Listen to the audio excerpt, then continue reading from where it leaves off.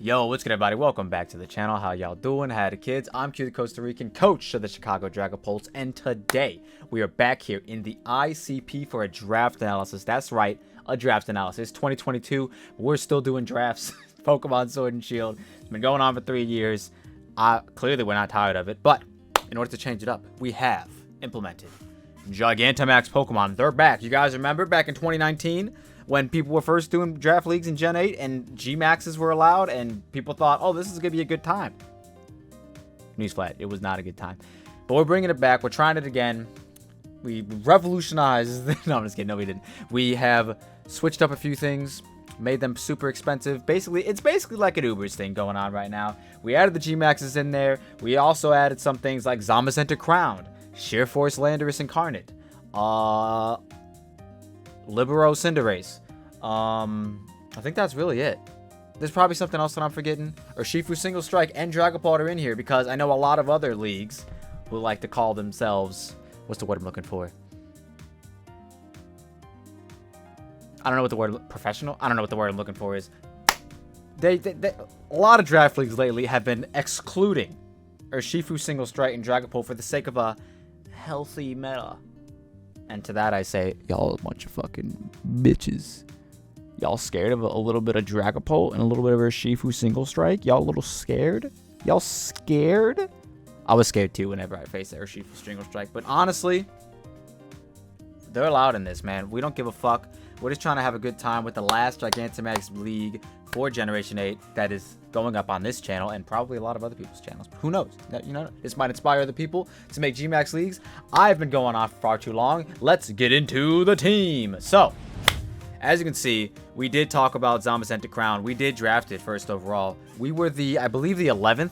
No, 7th? 9th? We were like the 7th or the 9th pick out of 12. So, like, I had already come to terms with the fact that I was not going to get a Gigantamax, a broken good, like, Cinderace. I was about to say Orbeetle. I'm not about to get Cinderace, Rillaboom, Charizard, any of those really good, like, super Omega broken ones. You know what I mean? But I did have my high hopes. Going for the mascot pick, the homie Dragapult, aka Ham Sandwich, aka Specs Ham Sandwich is the best ham sandwich. Don't fucking at me. At twitter.com/Q the Costa Rican. But, alas, the motherfucker right before us took the homie Dragapult. So I was like, you know what? It's fine. It's okay. You know, I'm going to cry later, but for right now, we're going to say it's fine. And we're going to be okay. And we're going to draft Zamazenta Crowned. Why? Because my man's signature move, Behemoth Abayasha, does double damage to Gigantamax Pokemon and D-Max Pokemon. So, in theory, if you can do the same amount of damage to a Pokemon when their HP gets doubled, you kind of want to get that Pokemon. Zamazenta Crown has a good speed tier, a super dumb speed tier if I'm being honest. Why is he so fast? I do not know. Steel Fighting, not a lot of resistance in the game. And there's only, I believe there's only 2 Gmax Pokemon that were drafted. No, that's a lie. There's 4. There were 4 out of the 12 Pokemon that were drafted that resist Behemoth Bash. So I guess that's really like, you know, 8 out of 12 times, not including ourselves. So 7 out of 12 times, we're gonna be hitting them with at least neutral damage, and it's going to be doing double damage when they're getting their Gmax form. If they choose to be small, well, guess what? It's still doing a lot of damage too because it is a strong move. My man gets his own animation. You thought your Gmaxes were important? No, sir. Zamazenta Crown right here with the crown, sword and shield. He's coming in hot, and he is going to claim lives, hopefully. Now, after that, I wanted a nice little ZZ core. The homie, shout out to the homie JV for introducing me to the ZZ core. We took Zero Orba. Now, if my man... literally only took him because he's 1 point faster than Dragapult. Gonna be honest with you. I was eyeing a much different electric type. Zapdos is kind of broken, and I wanted it to have it, but and I said to myself, no, I want to outspeed that Dragapult. I'm taking Zero Aura. Then we took Hydreigon. Zero Aura kind of has this, like, if you haven't been on the channel long enough to know what Zero Aura can do, peep the playlist in the description down below. There's a lot of Zero Aura games going on in there. Hydreigon, Dark Dragon, very good Pokemon. Is a Levitator? Hello? Don't really want to be switching into ground type moves, but if we have to, we will. Seeing as how our Zama and our Zera, our Zaza core are weak to ground. I don't know where I was looking. So I figured, you know, Hydreigon, an offensive ground immunity, pretty fire, you know. You can go in on some certain matchups and stuff and whatnot. Then we took Slowking. Never used Slowking. I wanted a strong, like, pivoting water type that doesn't necessarily what was I trying to say? I just wanted a strong pivoting water type. He's strong on the defensive side, not really all that offensive orientated, but he's a slow king, and I wanted to use him. I've always seen a lot of good coaches put in a lot of work with this Pokemon, and I want to give it a go, see if I can do it. Then we took Sandaconda, needed a ground type. This is, I believe, in order of when we drafted. So yeah, we were kind of on a bit of a budget at this point, because we kind of went crazy with Zamazenta Crown, Zera, and Hydreigon, and then knowing that we had to spend a lot of points on the Gmax in the later part of the draft, I figured I kind of have to get a low tier at the right now, and I think this was the ground round, if not the round before was the ground round, because there's a lot of grounds being taken and not a lot of grounds left after the fact. But yeah, Sandaconda, strong homie, hashtag Burnt Snake, is a proud champion. Same with Zera. And, you never know. Coil Sub shenanigans, Glare shenanigans, Scale Shot shenanigans, man gets Hurricane for no reason. Like, you never know what the homie Sandaconda will bring to the table. And then we all know what the homie Weezing G, aka Pops the Weezing, is going to bring to the table. Strong Poison Fairy type, Neutralizing Gas, Levitate, 2 really good abilities. Gets T-Spikes, gets Defog. Just a good Pokemon. Checked off a lot of, like, roles on the boxes. Defensive Pokemon, Defog, T-Spikes, like all that, like I already said. Really wanted to try it out again because I love this Pokemon in draft. It's just so good. Thwackey, the young Thwacker. I told you we were picking from the little bits of the little bits. Young Thwacker. So I drafted Thwackey with the idea that I was going to get Flapple Gmax, and you might be thinking to yourself, Q, why would you draft 2 grass types and 2 like pretty weak defensive grass types? You know what I mean? Typically, you kind of want not want a grass type to be defensive, but there are matchups where a defensive grass type would very much help a team, especially my team, which being like a lot of my offensive types being weak to ground and stuff. You kind of want a nice little defensive grass type, but we don't have that. Not on this team. No, we have Grassy Surge Thwacker, and I drafted it. I think in I don't remember what league it was, but it was another league I drafted Thwackey. Literally never brought him. Hated myself ever since. So now we're taking him. We may or may not end up using him. Then we took Blasef, the mascot of the ICP, Blacephalon.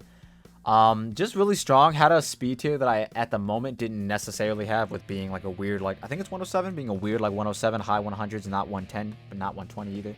So I kind of wanted it, so I was like, I never used Blacephalon. I always like drafting Ultra Beasts because they can kind of just run away with the game if, like, somebody gives me a few free turns and or just doesn't have like really good ghost/fire switch-ins. It can kind of just run away with the game at times. And strong special attacker, didn't really have that on the team at the moment besides Hydreigon, so I was like, a lot of my Omega offense is physical, let me try it. I don't know what Omega offense is supposed to mean, but a lot of my initial offense is physical, so let me just go get a special attacker. And I decided Blasef. It was either Blasef or Chandelure, and I decided to be a big point spender. And then last but not least, but next to last but not least, we took the homie Orbeetle for webs. That is it. That's all we took him for. Webs. Is he a bug type? Sure. Is he a psychic type? Yeah, we already had that. I wanted webs. Also, I used him a while ago. Also, it's a really good Zamachek, so I wanted to have it for that reason as well. But also, speaking of Zamachek, in the game that I'm about to mention, it went really well in like slight Ubers. It wasn't like actual Ubers. It was a slight Ubers league the last time I used an Orbeetle. And it did a lot. It did what I needed it to do in most of the games I brought it to, which were 3. So I was like, you know what? It gets webs, base 90 speed. Draft it. Fuck it. And then last but not least, we took the homie Gmax Flapple. Obviously, if like in a perfect world, if I could get the perfect Gmax, I would have taken Gmax Cinderace or Gmax Zard or Gmax or Shifu Single Strike, because both of that are Gmax or Shifu Single Strike and Gmax Rapid Strike are in this game, and Gmax Melmetal, and that's it. That's all like the crazy ones, but it is what it is. I think as far as Gmaxes go, with us waiting till the last round to take it, I think we still got a really good one. Hustle boosted max moves that can't miss. Fucking, I don't know the phrase. It's gonna be fucking nice, and until we get small, and then we have to rely on not missing with our Hustlemon. But regardless, this is the team. Double grass types, double psychic types. A lot of okay, so after building for the first like a couple weeks, I kind of noticed I'm pretty hazards weak. So with that being said, we may or may not, by the time you guys are seeing this, it would have already happened, but we may or may not be making a few free agent transactions. Maybe dropping, if I'm dropping anyone, it might end up being Blasef, Thwacky, Sandaconda, or Beetle. Maybe one of those 4, maybe 2 of those 4, maybe all 4. Who knows, dude? We only get 5 transactions in the season, but I'm thinking I might need a spinner, because at the moment we don't have a spinner. We just have a defog, right? And that's not going to cut it. You know what I'm saying? This is not going to cut it. But regardless, this is the team. What do you guys think of the team? We already got a few nicknames thought out. You know what I'm saying? I'm trying to go all the way to the finals with this team because mainly because that would bring content right up to the week before Scarlet and Violet drop, which I'm super hyped for, and I know everybody else is. Can't wait for that. We are going to be gaming when that game comes out. We're going to quite literally be gaming. But also, I just noticed, it's kind of like a war on the left side, right side. Well, there's only 4 on the right side and 6 on the left side, so I guess the Wacky, no, I guess G-Weezing is a mediator. No, one of these are on the other side. You pick. Either way, who's winning, left side or right side? Who's getting the more kills on the team, left side or right side? And then also, if this was a war reenactment, who's winning, left side or right side? I know what you're thinking.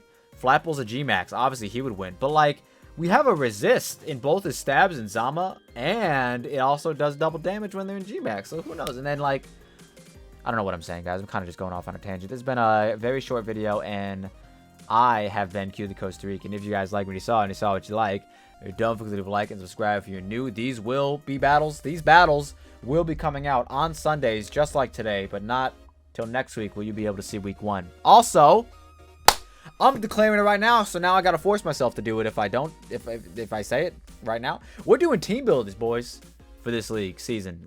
I need content, and team builders are gonna be content. So if you like seeing Facecam Q, if you like seeing my hair down and the Dragapult shirt on, then tune in it'll either be Friday or Saturday where I post the team builders. I haven't decided yet, but like I said, game's on Sunday. We're trying to make it to the finals. Our week 1 opponent is the fucking guy who drafted Urshifu Single Strike with the first overall pick in the draft, Sir Jorge the Bad. So yeah, we'll see if we can sneak away with W against our good friend Sir Jorge and his Los Crams. And hello, camera, what is going on? Looking about as blurry as a Q the Costa Rican thumbnail. If you like what you saw what you like, don't forget to like and subscribe if you're new, and we'll see you in the next one. Hurrah for Flapple Gmax. Peace. I don't know what I'm saying. I have such a... I'm kind of stupid when you really think about it, but I don't like to think.